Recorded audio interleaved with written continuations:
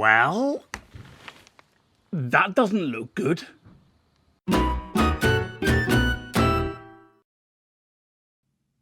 Right, today we're in the Mark II Ford Focus fixing the rear subframe because it's gone rusty. I'll show you.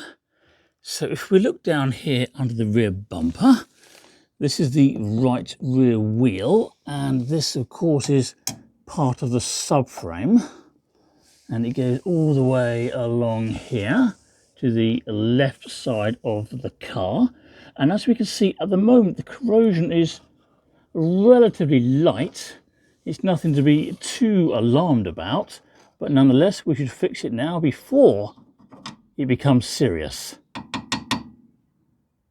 Fixing the subframe is a three-stage process. Stage 1, grab a wire brush and remove any loose rust and other such debris. Stage 2, apply this rust converter to kill the rust, and this can cost me £19.99 including delivery. And stage 3, apply this wax oil spray that will protect the rear subframe and minimise further corrosion, and this can cost me £13.99 again including delivery.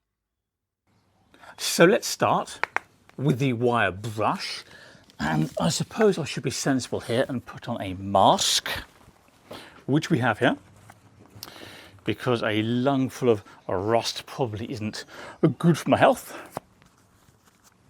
Got some goggles here too.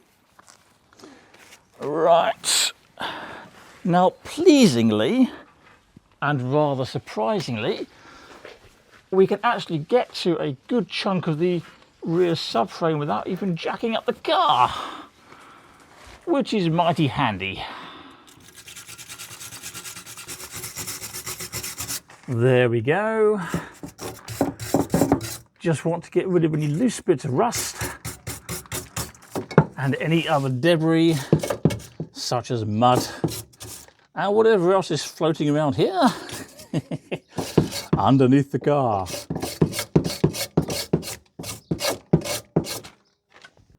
Right, we're now going to take this wheel off and jack the car up a little, and that will give us slightly better access to the more forward sections of the subframe. So we've got to get off this plastic trim first, which is partially secured by these cable ties. So we'll cut those with the pinchers. There's one. And here comes number 2.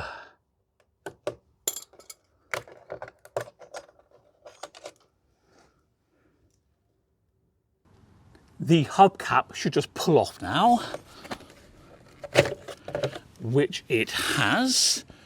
Now, what size ratchet do we need for those wheel nuts?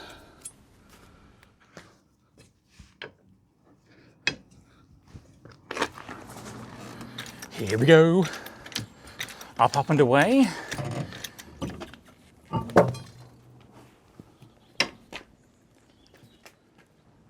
Right, a bit more brushing now. Now I have put some additional supports under the car, so we're not just relying on the trolley jack, but even so, I'm not going fully under the car, I'm just reaching under it, and that is okay. I can reach well enough.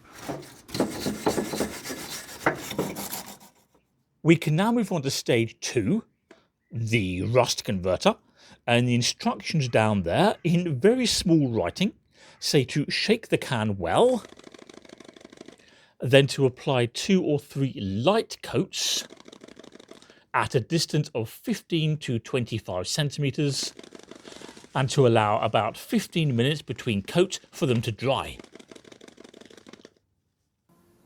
One of the reasons I bought a rust converter in a spray can rather than one you put on with a brush is that it can be done from a distance. Here, for example, I can get to a great big chunk of the rear subframe without even going under the car.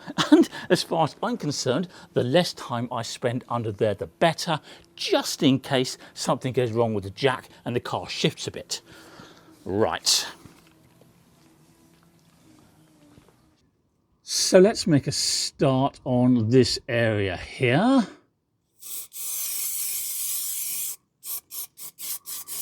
And up there. And of course the good thing about a spray as well is that it gets into all those nooks and crannies.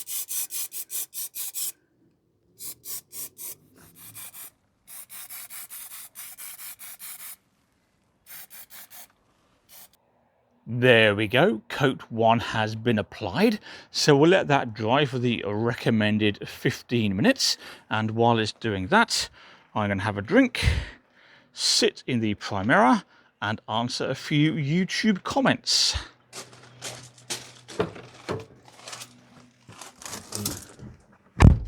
Hello Primera. It's now some time later. I've applied 3 coats of Rust Converter and the subframe is looking substantially better. I'll show you. So we'll start with the right side of the subframe, which as we can see looks substantially better. Here's the middle section. Now we can see that the metal has darkened all the way along, and that's because the converter has reacted with the rust and done its job. The left side looks better too. And of course, I've sprayed the converter into all these nooks and crannies as well, and under here, and of course, all the way forward as far as I can practically get to without having the car on a ramp. And as this stuff is now dry, that means we can move on to stage 3. Naturally, stage 3 is the Waxoil spray. And the instructions say to shake the can well and apply a thin, even layer from a distance of 15 to 30 centimeters. We can do that.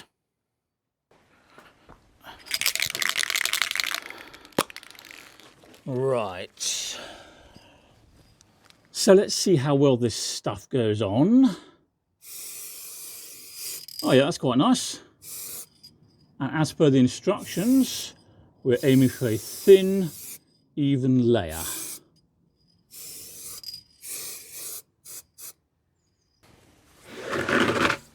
The wax oil has now been applied, which means we could pop the wheel back on. And it does say on the can, where's it gone? It says, for full working performance, leave to settle for 24 hours before use. So this car is going nowhere until this time tomorrow. Right, on with your wheel. These nuts need to be torqued up properly, of course. I think it's 120 Newton meters, but I will double check that. And I have a torque wrench somewhere, which will do the job just fine. Okay. Now, is there any reason we can't lower the car down? Well, I've removed the additional support from there and there. Chocks are out of the way, so I think we're good to go. As soon as I find the handle. Nope. Ah. Here it is.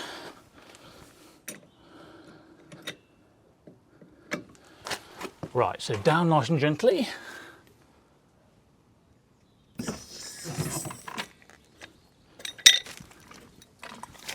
Just like that. So here's the finished result. One much improved rear subframe, albeit one that needs 24 hours to fully dry. So all we need to do now is tighten the wheel nuts to the correct torque, replace the hubcap, and that's it. Job done. And while I do those things, Don't forget to subscribe to CarSpyTV, that makes it easier to find my other content. Can you also please do me a favour and click like on this video, and I'll see you next time. Bye bye.